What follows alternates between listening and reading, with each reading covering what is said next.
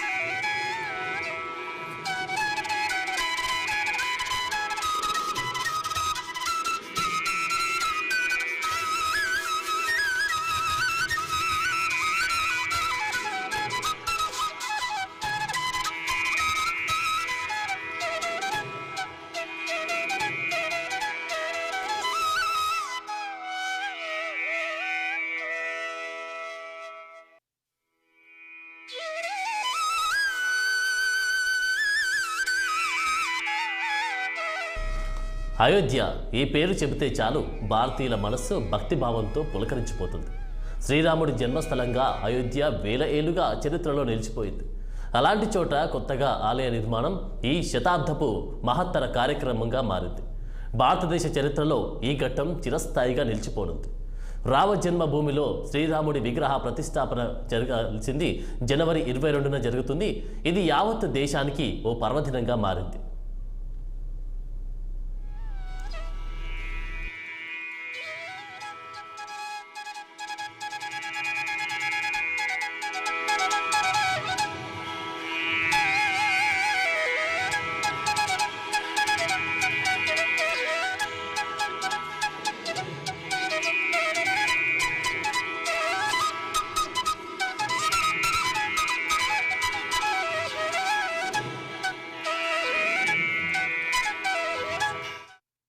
అయోధ్యలో శ్రీరాముడి ఆలయ ప్రారంభోత్సవం అత్యంత ఘనంగా జరగనుంది. సాధువులు, నాయకులు, సినీ నటుడు, క్రీడాకారులు మరెందరో ప్రముఖులు ఈ కార్యక్రమంలో పాల్గొననున్నారు. స్వతంత్ర భారతదేశంలో అత్యంత ప్రాధాన్యత సంఘటనల్లో ఒకటిగా ఆలయ ప్రారంభోత్సవం చరిత్రలో నిలిచిపోనుంది. అంతేకాదు, శతాబ్దాల పాటు ఆలయం కోసం జరిగిన పోరాటం ఒక కొలిక్కి వచ్చినట్లవుతుంది. శ్రీరాముడి విగ్రహ ప్రతిష్ఠ కార్యక్రమానికి 4000 మందికి పైగా సాధువులు, పీఠాధిపతులు హాజరు కానున్నారు. ఎంతోమంది శాస్త్రవేత్తలు, సైనికాధికారులు కూడా ఈ కార్యక్రమంలో పాల్గొననున్నారు.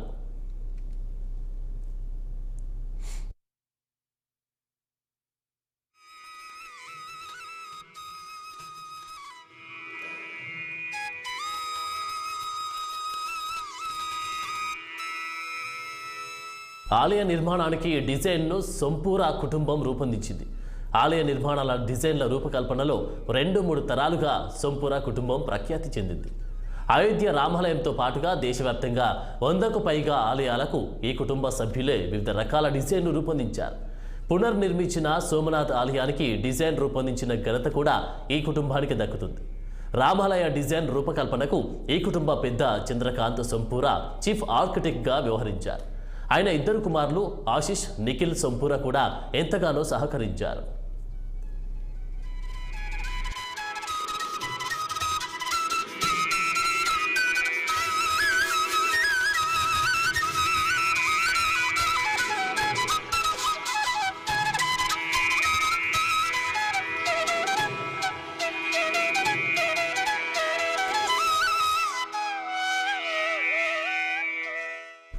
అయోధ్యలో రామాలయం ఎన్నో విశేషాలకు నిలయంగా ఉంటుంది. దేశంలోని అతిపెద్ద ఆలయాల్లో ఇది ఒకటి.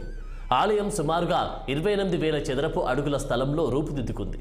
ఆలయం ఎత్తు సుమారుగా 161 అడుగులాలు. దేశ విదేశాల నుంచి 2587 పవిత్ర స్థలాల నుంచి తీసుకువచ్చిన మట్టిని ఆలయ నిర్మాణం పునాదుల్లో ఉపయోగించారు. ఝాన్సీ, బీర్హూర్, యమునోత్రి, హల్దీఘాటి, చిత్తోడ్గఢ్, స్వర్ణ దేవాలయం లాంటి ఎన్నో పవిత్ర స్థలాల నుంచి మట్టిని సేకరించారు. థాయిలాండ్ పవిత్ర స్థలాల నుంచి మట్టిని, నీళ్లను తెప్పించడం విశేషం. అంతేకాకుండా అయోధ్య ఆలయ నిర్మాణానికి ప్రతిరూపంగా ఉండే ఆలయాన్ని థాయిలాండ్లో నిర్మించారు.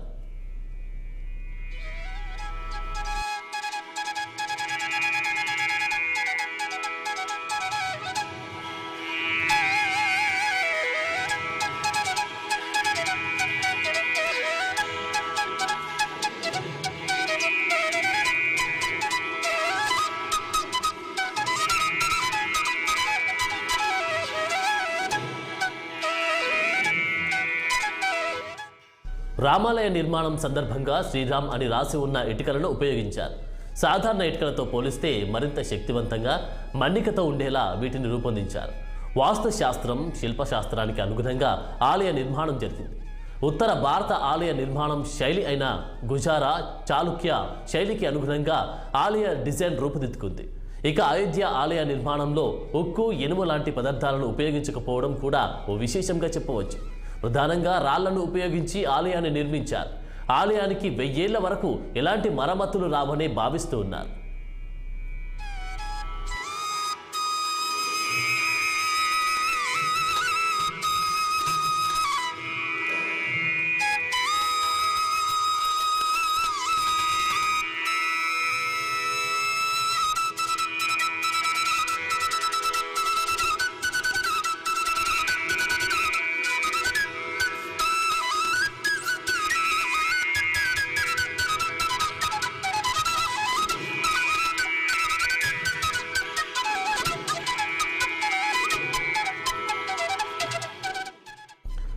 అయోధ్య రామాలయంలో గ్రౌండ్ ఫ్లోర్లో డిజైన్ అంతా కూడా రామాయణ సంబంధిత చిత్రాలు, శిల్పాలతో ఉంటుంది. రాముడి పుట్టుక, బాల్యానికి సంబంధించిన విశేషాలుంటాయి. మొదటి అంతస్తు శ్రీరాముడి దర్బార్ను ప్రతిబింబించేగా ఉంటుంది. ఆలయ నిర్మాణానికి రాజస్థాన్లోని భరత్పూర్ నుంచి తెప్పించిన పింక్ శాండ్ స్టోన్ నుంచి ఉపయోగించారు.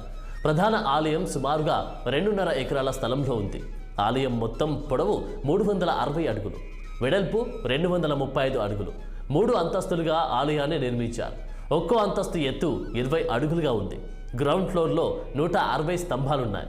మొదటి అంతస్తులో 132 స్తంభాలు, రెండో అంతస్తులో 74 స్తంభాలున్నాయి. ఆలయానికి మొత్తం 12 ద్వారాలున్నాయి.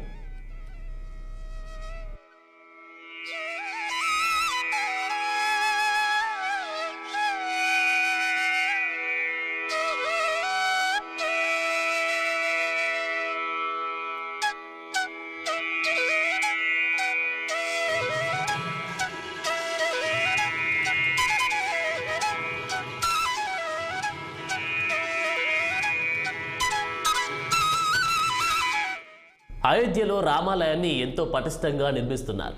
పెద్ద పెద్ద ప్రకృతి విపత్తులను సైతం తట్టుకుని ఉండేలా దీన్ని డిజైన్ చేశారు. కనీసం 2500 ఏళ్లు నిలబడేలా ఈ ఆలయాన్ని డిజైన్ చేసినట్లు ఆర్కిటెక్ట్ ఆశిష్ సోంపుర తెలిపారు. భారతీయ సంస్కృతిని ప్రతిబింబించేలా ఆలయ నిర్మాణం జరిగింది. అష్టభుజి ఆకారంలో ఆలయ గర్భగుడి రూపుదిద్దుకుంది. దేశంలో ఈ తరహాలో ఉన్న ఆలయాలు చాలా తక్కువేనని అంటున్నారు. ఈ ఆలయంలో పచ్చదనానికి ప్రాధాన్యమిస్తున్నారు. ఆలయ కాంప్లెక్స్లో తక్కువ భవనాలు ఉండేలా ప్లాన్ చేశారు. మ్యూజియం, పరిశోధన కేంద్రం, ప్రార్థనా మందిరం మొదలైన ఇతర సదుపాయాలను కూడా ఆలయ కాంప్లెక్స్ వెలుపలే నిర్మించాలని భావిస్తున్నారు.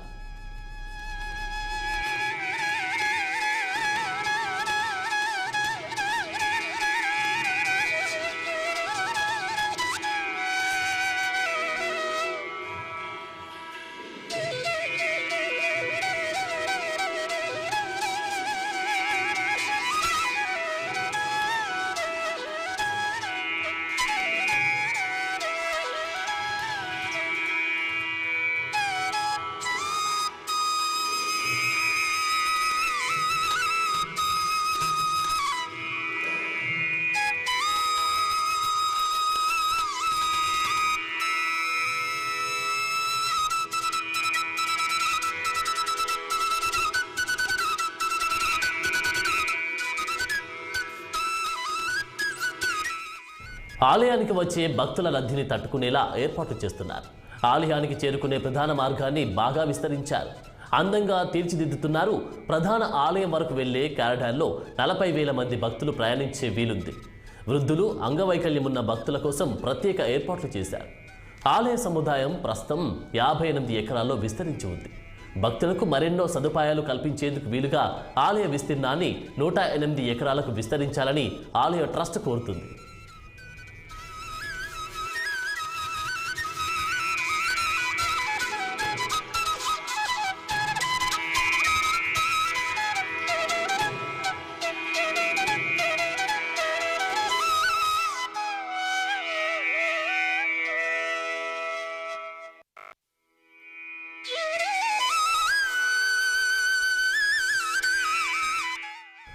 అయోధ్యలో భవ్య రామమందిర నిర్మాణం తుది దశకు చేరుకుంది. జనవరి 22న అయోధ్య రామాలయంలో రామ్ లల్లా విగ్రహ ప్రతిష్టాపన కార్యక్రమం ఘనంగా నిర్వహించబోతున్నారు. ఈ నేపథ్యంలో అయోధ్యలో కొత్త రైల్వే స్టేషన్, కొత్త ఎయిర్పోర్ట్ కూడా తయారయ్యాయి. ఇప్పటికే అయోధ్యలో కొత్త రైల్వే స్టేషన్తో పాటు అంతర్జాతీయ ఎయిర్పోర్ట్ పనులు పూర్తి కావడంతో ట్రయల్ రన్స్ నిర్వహించారు. మర్యాద పురుషోత్తం శ్రీరామ్ అంతర్జాతీయ విమానాశ్రయంలో తాజాగా నిర్వహించిన విమానాల ట్రయల్ రన్స్ విజయవంతమయ్యాయి. రోడ్డు, రైలు, వాయు మార్గాల్లో అయోధ్యను చేరుకునేలా రవాణా సదుపాయాలను విస్తృతం చేస్తున్నారు. ఇప్పటికే ఉన్న సదుపాయాలను మరింత మెరుగుపరుస్తున్నారు.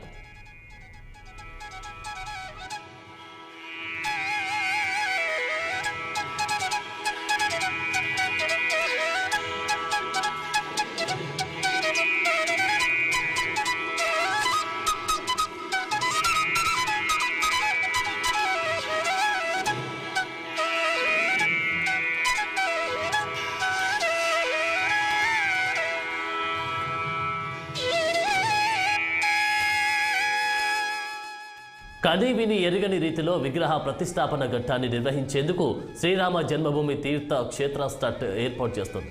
అటు భక్తులు కూడా ఆలయానికి కానుకలను అందజేయడానికి ముందుకొస్తున్నారు. రామ మందిరం థీమ్తో గుజరాత్కు చెందిన వజ్రాల వ్యాపారి ఓ అద్భుతమైన హారాన్ని రూపొందించారు. ఈ హారాన్ని రామ మందిరానికి కానుకగా అందజేయనున్నారు. సూరత్కు చెందిన ఆ వ్యాపారి ఏకంగా ఈ హారం కోసం 5,000 అమెరికన్ డైమండ్లను వినియోగించారు. 2 కిలోల వెండి, వేలాది వజ్రాలతో ఇది రూపుదిద్దుకుంది. రోజుకు 40 మంది కళాకారులు 35 రోజుల పాటు శ్రమించి ఈ హారాన్ని తయారు చేయడం విశేషం. అయోధ్య ఆలయాన్ని పోలిన ఈ హారంతో పాటు సీతాలక్ష్మణ, హనుమంత్ సమేత రాముడు, ఆ పక్కనే బంగారు లేడితో కూడిన విగ్రహం కూడా ఆలయానికి కానుకగా ఇవ్వనున్నారు.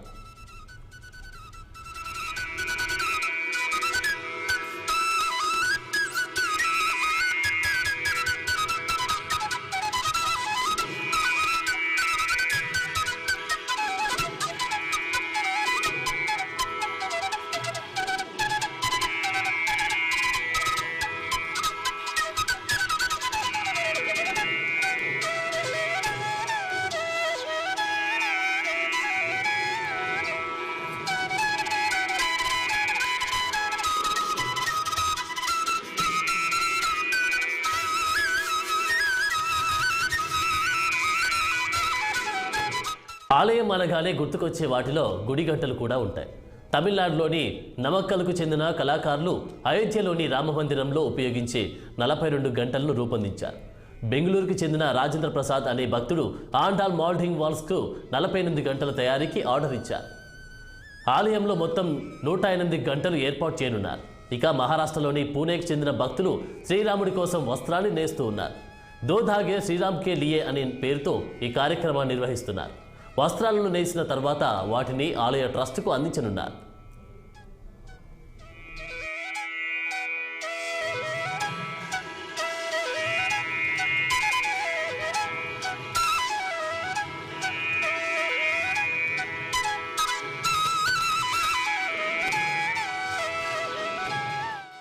అయోధ్యలోని రామాలయంలో విగ్రహ ప్రతిష్టాపన కార్యక్రమాలు జోరందుకున్నాయి.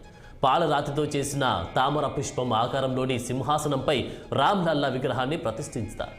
శ్రీరామనవమి రోజున మధ్యాహ్నం 12 గంటలకు సూర్యకిరణాలు రామ్ లల్లా నుదుటికి తాకి గర్భగుడిని ప్రకాశవంతం చేసే ఎత్తులో సింహాసనం రూపుదిద్దుకుంది. ఆలయంలో జనవరి 22న విగ్రహ ప్రతిష్టాపన జరగనుంది. అయితే పూర్తి స్థాయిలో ఆలయం నిర్మించేందుకు మాత్రం కనీసం మరో 3 ఏళ్ల సమయం పట్టనుంది.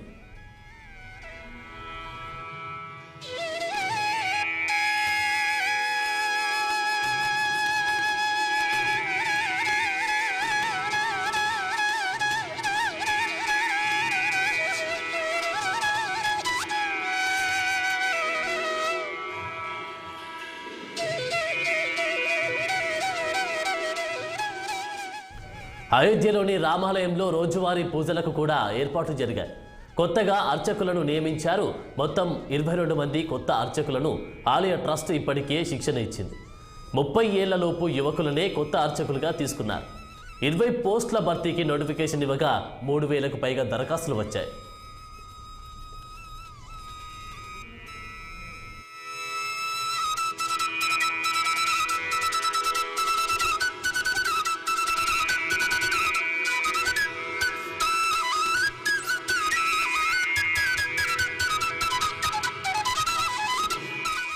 రాత పరీక్ష ఇంటర్వ్యూ నిర్వహించి అర్చకులను ఎంపిక చేశారు. ఇక శ్రీరాముడి విగ్రహ ప్రాణ ప్రతిష్ఠ కార్యక్రమంలో భాగంగా నిర్వహించే పూజ కోసం ప్రత్యేకంగా 600 కిలోల స్వచ్ఛమైన ఆవు నెయ్యిని ఉపయోగించనున్నారు. దీన్ని రాజస్థాన్లోని జోధ్పూర్ నుంచి తెప్పించారు. పూజలో ఉపయోగించే పసుపును కంబోడియా దేశం నుంచి తెప్పించారు.